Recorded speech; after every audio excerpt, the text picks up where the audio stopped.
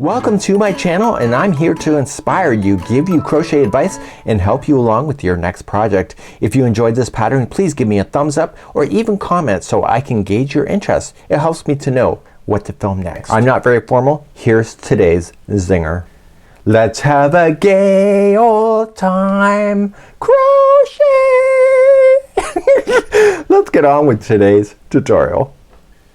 Welcome back to the Crochet Crowd. As well as my friends over at yarnspirations.com. This is the Crochet Cowl Snoodie, and this is designed by me. And what we have here is an amazing cowl that will go up over top of your head so that you can wear it as a hoodie if you want. So usually something like this is called a snood. I don't even know why, so maybe you can leave that in the comments if you know that answer. But what we have is a very easy repeat. I enjoyed making this really quite immensely, and I'm going to show you a continuous revolution so that you do not have any slip stitching lines. It's actually a pretty simple pattern, just a 2-pager today. You can get this in the more information of this video if you would like to have this free download. So let me show you the real sample and let's get on with it today. So just zooming out, it's actually quite a large sample. It's 17 inches in the height here, and it's also 13 inches wide. And at the very ending, what I did is that I just did single crochets for several times, and then I rolled it to single crochet into position so that it opens up kind of like a flower. Your face is like the center of a flower. It's actually really quite pretty. So when we're going to look at it, we actually have a continuous revolution, and that is actually done right here. And you can probably see that. If you look at it, one side of this is a little bit askew, and that's because it's going in a continuous revolution. So once you get that done, there is just a repeating of 5 rows over and over and over till you get to where you want to go. It needs 2 balls of red heart roll with it melange. This here is called Showtime, and for the colors you can obviously use other colors if you wish. It's a 4mm size G crochet hook today. I'm going to show you a small swatch because this is actually really quite easy to change. So if you don't like the size of this and you want to make it smaller, maybe for kids, it's in increments of 5. So this here is chaining of 105. So maybe if you wanted it smaller, maybe change it down to 95, 90. As long as it's an increment of 5, you should be good. So let's begin, and I'm going to show you some tricks of the trade today. So let's bring you back down to the table. I need you to keep a longer tail than you normally would because we're going to use that to flatten out that one section right at the very beginning of this project. And all I need you to do is just to create a slip knot. Now if you want to match the exact size, it's chaining of 105, but I'm just going to do a small swatch with you because the pattern is repeating and it's really quite an easy repeat. So just make sure you go in sets of 5. So 1, 2, 3, 4, 5, or chain 105 and then meet me back here in just a moment. So once you get your chain done, it can be any multiples of 5, it doesn't matter. I want you to just take a look at the hook area and just kind of follow it and making sure that it's not twisted in any weird way. So just follow it, make sure that the stitches all are lined the same way. And what I would recommend to you is just lay it down in front so that the back hump of the chain is facing up. And that's where we're going to begin our next row. So we're going to start immediately and we're going to do the first row. To do the first row, carefully pick it up, and I want you just to keep everything so it doesn't twist in any weird way on you. The first row is always a little more difficult than anything else. And what I want to do is that I want to use the back hump of the chain, and let me just bring it in a little closer so you can see that. And I want to use the back hump of the chain, and I want to start in single crochet immediately into the back hump of the chain. And all I'm going to do is go all the way around my chain, and I want to follow it all the way. So please do that and meet me back here, and I'm gonna have you get a stitch marker out. Just a spare piece of yarn is fine, and we're going to then carry on to round number 2 in a moment. When you get back around, I have not gone into the first stitch yet, and it's the same number that I started with. So you gotta make sure that when you're on your very last one, so if you have an extra stitch, so say you had 106 instead of 105, you could do a 2 together single crochet in order to bring that back. If you're missing a stitch, you can always put 2 single crochets into the same chain to get yourself back in balance. So what I want you to do is just pull up a loop and grab that stitch marker, and I want you to put the stitch marker through there, and every time you complete a round, I want you to move the stitch marker up when it falls on that stitch to the exact stitch that you're sitting above. So now we're going to do rounds number 2 and 3, and we're going to begin that next. Let's begin rounds 2 and 3. So right where we're currently sitting, we're going to go into our very first stitch. Now you want to use the back loops only. So if you go into the same stitch, like a full stitch like that, you have 2 loops on the needle if you are on the hook. So if you go into the first one, that's just the front loop, and if you dive in the middle and go to the other side to the back, that's the back loop. And I want you to single crochet on the back loop only. So this entire project, except for the shaping of the face opening, is always going to be on the back loop only. Okay, so it's just going to be the front loops, the front treble loops that we're going to be working with in the future. Those are not going to be on the back loop. So everything in single crochet format here will be on these back loops unless I tell you otherwise. So just please now do rounds number 2 and 3, just doing the back loops, and every time you pass that stitch marker, make sure that you move it up, and then I'll meet you at the end of number 3 in a moment. So I've now just done rounds number 2 and 3. Before I continue, I want you to deal with this loose end that is the longer one right at the very start of this. So I'm going to have you put this onto a tapestry needle, and I want you to use the inside of this, so the inside of the circle, and just kind of position this and take this strand and go in the same direction of which the spin is going in. Okay, do you see that it's coming down here? So I want to go in this direction, and I want to kind of pull this over, and so that will pull most of that flat. See?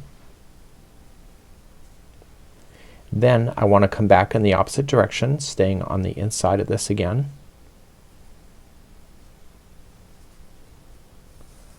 And then one more time back in the opposite direction. So you want to go back and forth a total of 3 times.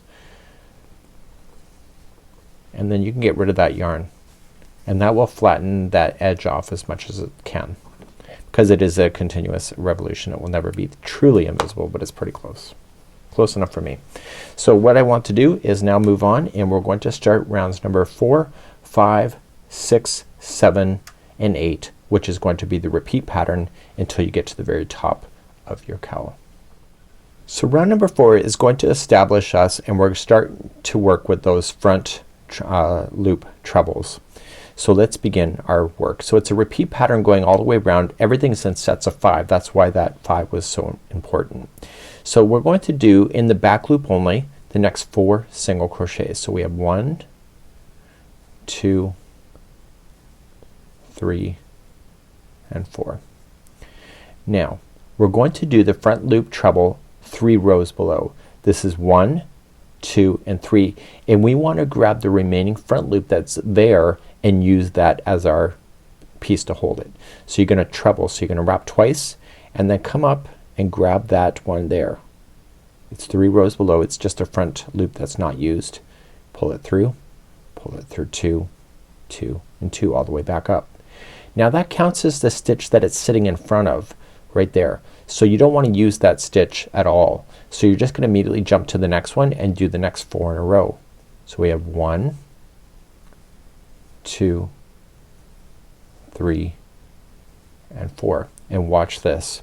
You can either follow it down on the 5th one, or you can count over just to verify. So 1, 2, 3, 4, and 5. You see it's the same position. So I would, if it were me and I were you, I would literally count over 5 from the one that comes straight on down, just to make sure that it's right.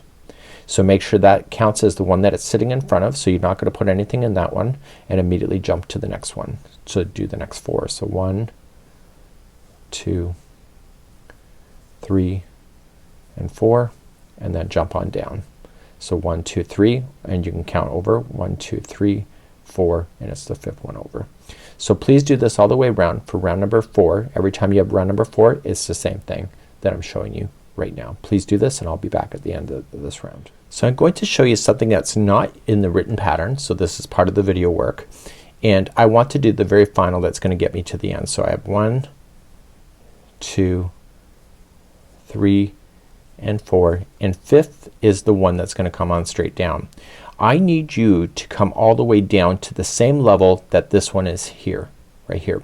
The reason for it is that the very next round we go down 3 down. If you go 3 down right where you see it right now, the 2 will be completely aligned with each other. So I want you, when you get back around, to go to the 4th one down. I don't know how to explain that in a pattern other than just to show you here.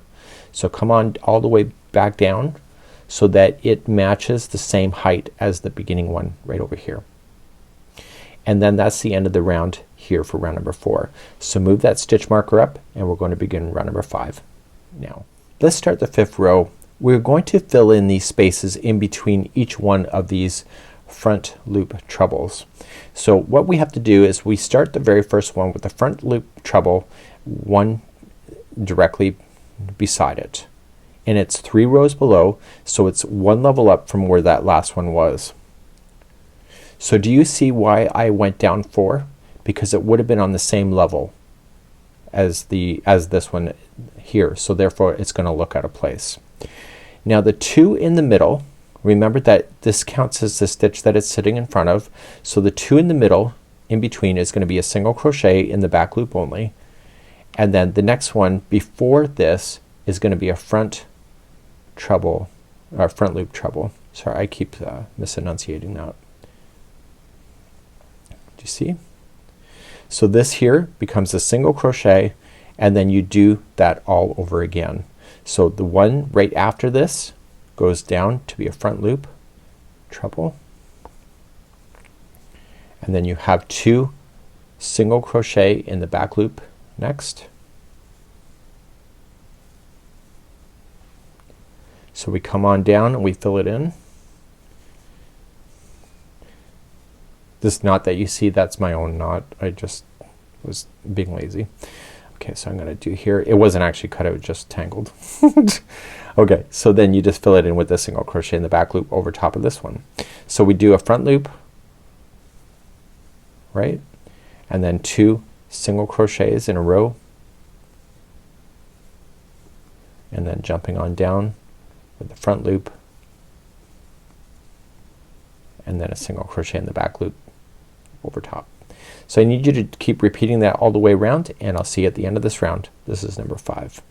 So I'm coming around on the 5th round. Okay, and I got my 2 singles in a row, and the one that comes straight on down, I want you to do that same thing of going down a little bit too deep. So don't go down to the 3rd one, go down to the 4th, and that will align everything properly. Okay, and then a single crochet in the back loop only, and then that finishes it. Do you see? It looks good, right? So you're just going to just move up your stitch marker, and let's begin the 6th round next. So let's begin the 6th round. We want to fill in these empty spaces here. That's what ultimately our goal is. So when you start the 6th round, you're going to single crochet in the back loop in the next one, and then the next 2 in a row are these front loop trebles. So you have 2 in a row.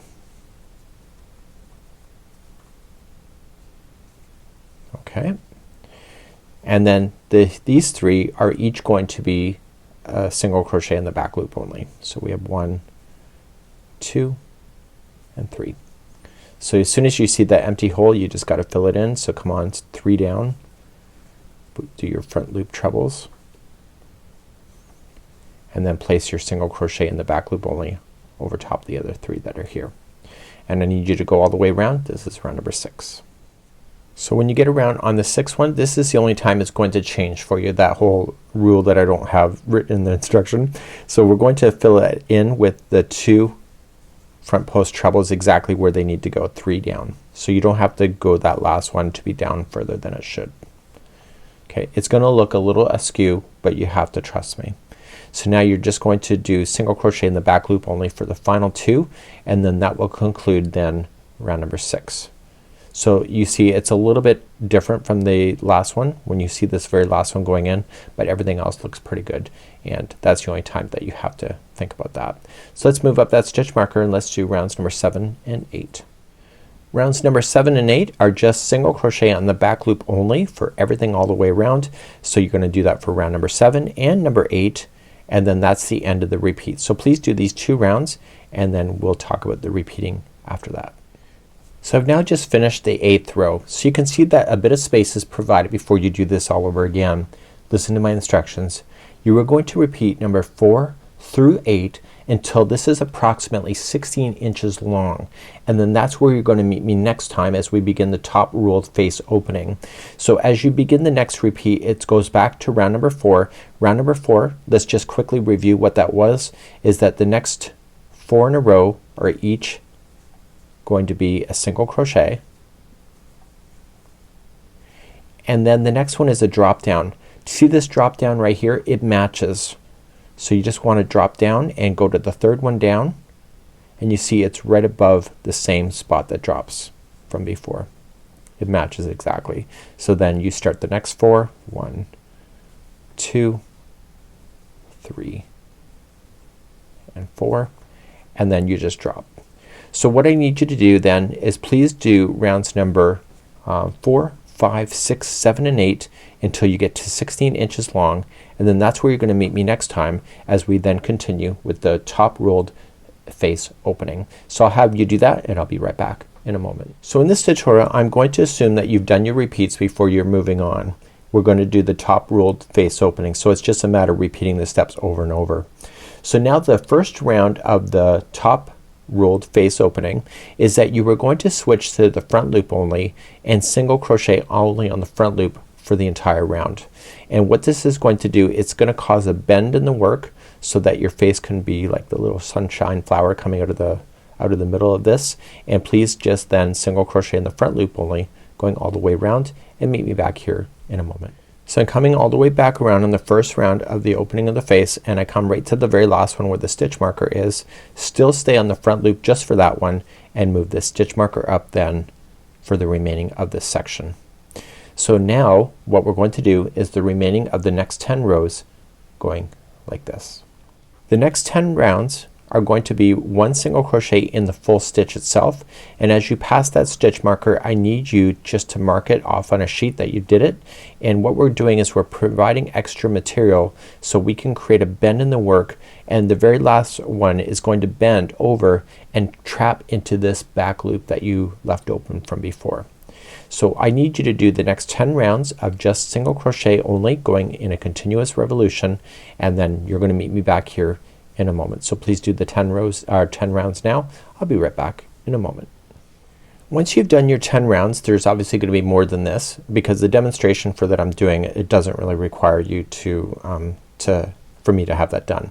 So all I'm just going to do is in the next revolution I want to go through the next one, but I want to turn it and capture the back loop that is remaining on the very first one that you started with in this section. Do you see it? It's right there. There's a line on the inside. So once you grab the first one, you're just going to single crochet yourself so that it traps it and makes a rim. So you go into the next one and then get the next one in behind, and it's pulling this to be a complete closed rim. So in and in. I love doing stuff like this. And what this is doing is it's creating a nice rim. So I felt that 10 was enough. If you want more you can do more. Just keep an eye on your yarn balls to make sure that you have enough. You should have enough to make it bigger if you want to, just so that you know that. So go all the way around, trapping both of those thicknesses together as a single crochet, and I'll be back in a moment. So I'm coming all the way around to the very end on the last round.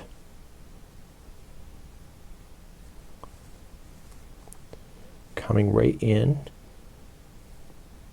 to the one that's marked with the stitch marker. This does force this whole seam line to be on the interior, so you just got to watch that last one. Just make sure that you grab something. Even if you don't see anything, just grab something, and that'll keep it on the inside. Then I want you just to trim this yarn, keep it long enough that you can create something with your tapestry needle. You can pull out your stitch marker if you wish. And all we're just going to do is that we're going to secure that into position with the tapestry needle. It is a wearable, so you do want to take your time with it. So I'm just going to go on the inside and just stay within the inside of the stitches itself. So don't let that needle hit to the outside of the project. Basically that's what I'm saying. So just pull it through. Go a slightly different path in the opposite direction. This is actually cool enough size for a coffee mug if I wanted to.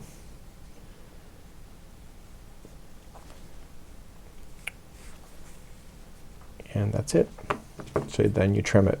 So this is a very small example of what you did, and it's really quite awesome, and I think it's a great little project, and hopefully that you enjoy.